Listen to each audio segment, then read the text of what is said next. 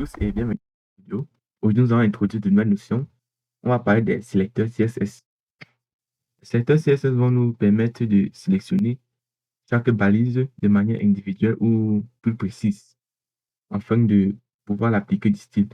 C'est très utilisé pour designer une page web de manière individuelle. Par exemple, comme c'est sélecteur CSS, nous allons voir tout de suite. Ici, là, par exemple, nous prenons le cas de la balise H1.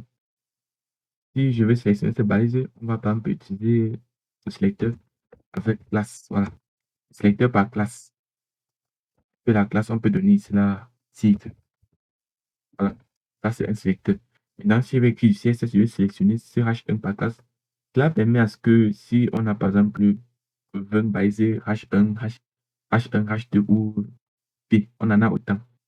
De ne pas prendre plusieurs, une balise et ça sélectionne le tout. Or, avec les sélecteurs, on peut facilement sélectionner cela. C'est un peu ça. C'est pas compliqué. Si en même temps, par exemple, sur la balise PC, on peut ajouter l'ID. Voilà. ID. Si par exemple, ID, on peut ici là, on peut ici là, par exemple, ID aussi. OK. Ça, ce sont les sélecteurs. Maintenant, si il arrive qu'on veut utiliser, on va venir ici là, sélectionner par le nom de l'ID. Et ici là, ID. C'est un peu ça les sélecteurs en HTML. Très utilisé et c'est aussi très important. Et ça facilite le designement d'une page web. Autant pour moi. OK.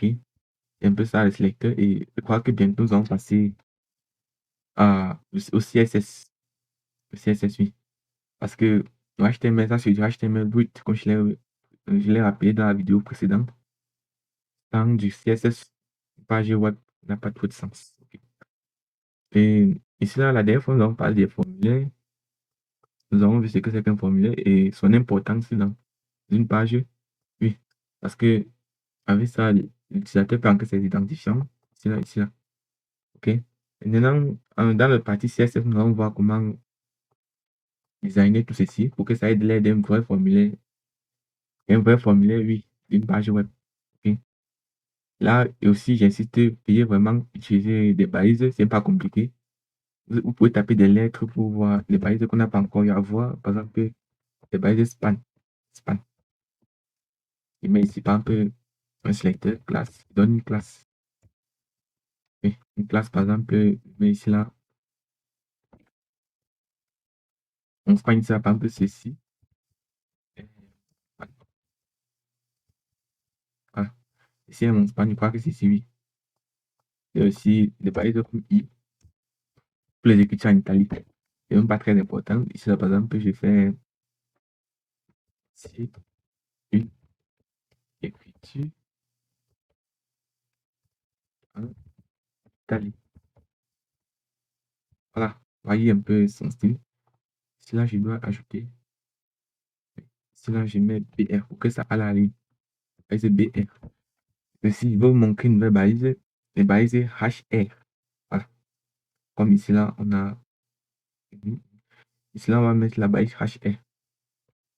Après, HR va afficher une longue ligne. Là, voilà. Voyez ça. Cette balise. Ce sont les balises auto-fermantes, comme je l'ai appelé dans les autres vidéos. Et c'est pas trop utilisé. Mais je vous conseille quand même de vraiment s'entraîner et beaucoup pratiquer. C'est ça. La programmation en général, c'est l'entraînement. C'est beaucoup pratiquer en fait. Par exemple, voici mon écriture en italien. On a par exemple d'autres balises. Il y en a autant. Je vais écrire par exemple la balise foot. Voilà, foot. Ça, c'est pour les pieds de page. Lorsque vous designez la page, là, vous avez au fond, vous poussez le footer et écrire par exemple une div. Par exemple, K pour ID, un sélecteur. C'est là, par exemple, un sélecteur, par exemple, foot. Par exemple, ici, la pied de la page. Et de la page. OK. Et normalement, je dois la positionner ici, tout au fond.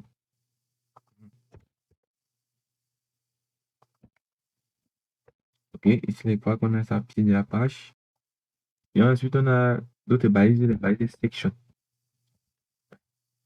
Et profite une fois de l'occasion pour vous présenter d'autres balises qu'on n'a pas encore vues. Section, ça nous permet de subdiviser, pas trop subdiviser, de sectionner,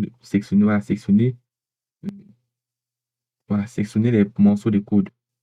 Je crois que je vais dire ainsi. Sélectionner des morceaux de code afin de bien les positionner. Voilà, section. Tu peux un peu mettre par exemple tous ces divs dans la section. Il peut mettre ici là, par exemple, classe section 1. Section 1. Voilà, c'est un peu ça. OK. Et dernière, je crois que c'est bon. Je crois que j'ai fait ça dans la vidéo précédente. Je voulais vous parler des balises image. Oui. Mais on va voir ça dans la vidéo précédente. OK. Et c'était un peu ça sur les sélecteurs CSS. C'est très important. Vous allez voir quand on va commencer à travailler sur du CSS. On va beaucoup plus utiliser ces sélecteurs. OK.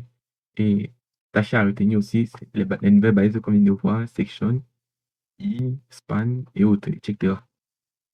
Merci d'avoir suivi cette vidéo et à la prochaine.